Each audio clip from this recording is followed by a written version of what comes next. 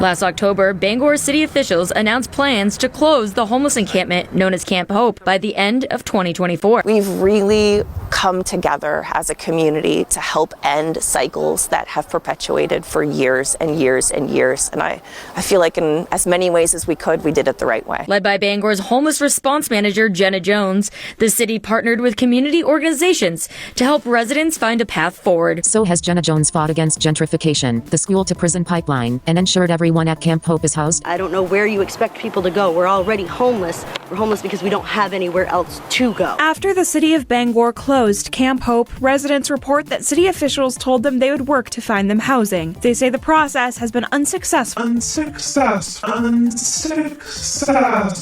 for many. I feel like in as many ways as we could, we did it the right way. Let's take a look back into the past 3 months ago. Wednesday night outside Bangor City Hall, activists, outreach, and social service workers and those experiencing homelessness gathered to make their voices heard, expressing their opposition to the city's October decision to have one of Bangor's largest homeless encampments, known to many as Tent City or Camp Hope, evacuated and closed effective December 31st. There's a lot of services right now that go out there, and so when you scatter that community, they lose access to the services they've been using to try and get housing. Mueller says homeless encampment sweeps lead to an increase in overdoses, hospitalizations, and deaths due to exposure. We've really come together as a community to help end cycles that have perpetuated for years and years and years. Where was Jena when the community came together 3 months ago to address the crisis of homelessness in the city of Bangor?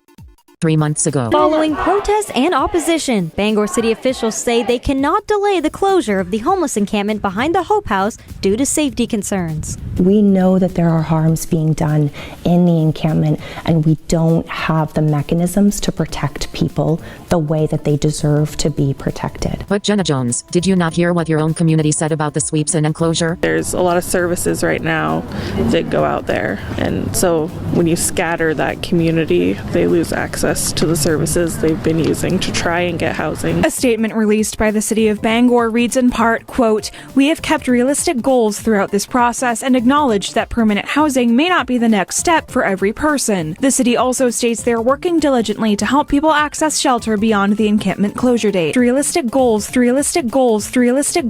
This is a lie, and do you folks at home want to know how we know that? This is the police budget in the quarter of 2023 to 2024. Meanwhile, this is the budget for 2024 to 2025. Do you see a pattern? The police budget increased between 2023 and 2025. In 2023, the police budget in the city of Bangor was $12,130,516. In 2024, the police budget was $12,711,146. Today in 2025, the police budget is at $14,435,896. We're talking about a $2,305,380 increase on new Paw Patrol toys for white supremacist state dogs who pretend to be heroes while routinely antagonizing the literal most vulnerable people in our community.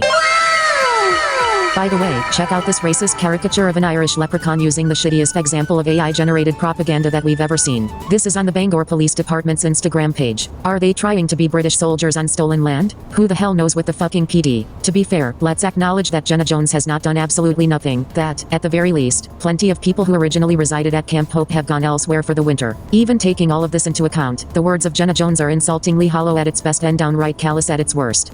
To put this into perspective, given that there has been a $2,305,380 increase in the police budget, we can refer to Zillow, where the cheapest apartment we could find goes for about $491 for 1 bedroom and 1 bath. This is taking into account that plenty of other listings go for about less than $1,000 a month. For the sake of argument, let's say each apartment is $1,500 a month. Given this police budget, that is $2,305,380 divided by $1,500. We are left with almost enough money for 1,537 apartments if we are rounding up. Of course, this does not account for down payments, but this does not matter when there are how many people left at Camp Hope? As of Friday morning, only 16 people remain at the encampment. 16 people who are still left to shiver in the bitter cold all winter. They haven't found us apartments yet, and basically they're just kind of one by one pushing us out further and further and just basically saying good luck, figure it out. But don't tent anywhere. It's insulting that you dare say that you, in your words, don't have the mechanisms to protect people the way that they deserve to be protected. We don't have the mechanisms to protect people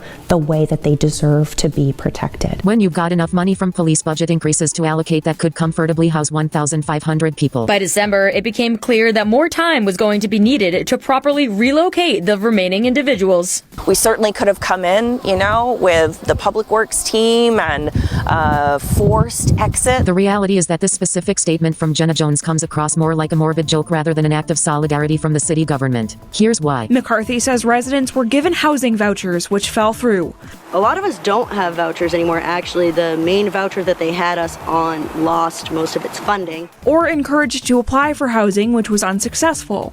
They had almost everybody here apply to Teresa's place, and not one single person from the encampment was selected. While people are being forcibly removed from Camp Hope by the police, a member of the community reached out to Jena Jones asking why this forced sweeping was allowed to happen. Jena Jones has responded to the inquiries with either outright lies or false statements with some level of plausible deniability through some level of ignorance. In the email, management has said that, at no point in time have we planned to go in with PD to forcibly remove anyone. However, management has previously disclosed to local organizers that police would be used as a last resort if anyone refuses to leave the encampment. But see, that's the problem. A lot of us don't have vouchers anymore. Actually, the main voucher that they had us on lost most of its funding. Or encouraged to apply for housing, which was unsuccessful.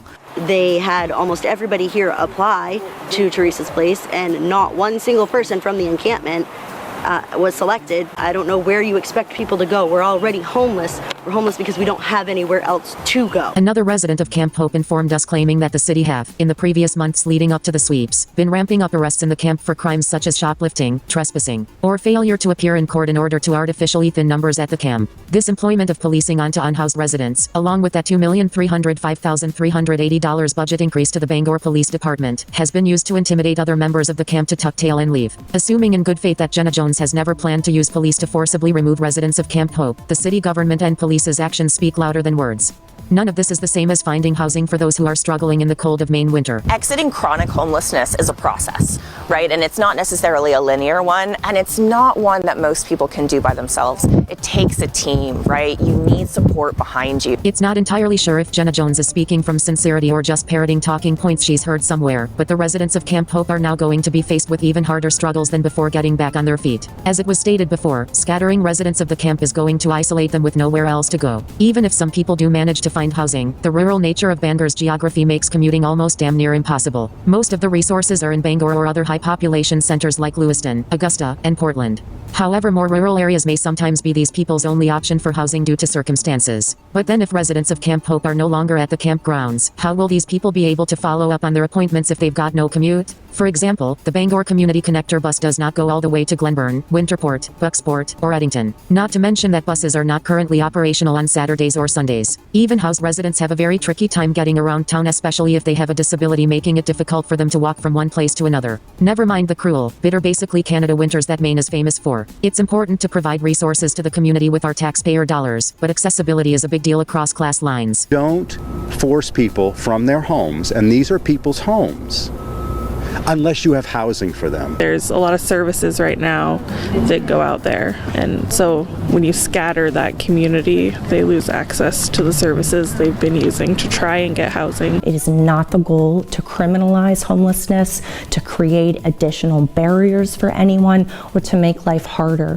when all we're trying to do is connect people to needed resources to help them live their best lives. Jena Jones, this is a message specifically to you. Given that we have meticulously went over how sweeping Camp Hope actually does more harm than good, how sweeping Camp Hope hinders people's ability to get resources. As the plethora of mutual aid groups that exist in the area, we are united when we say that we've done more material good for the sake of the residents than this sweep or your failed vouchers ever will. You should be deeply ashamed, as this should keep you awake at night, assuming in good faith that you have a conscience.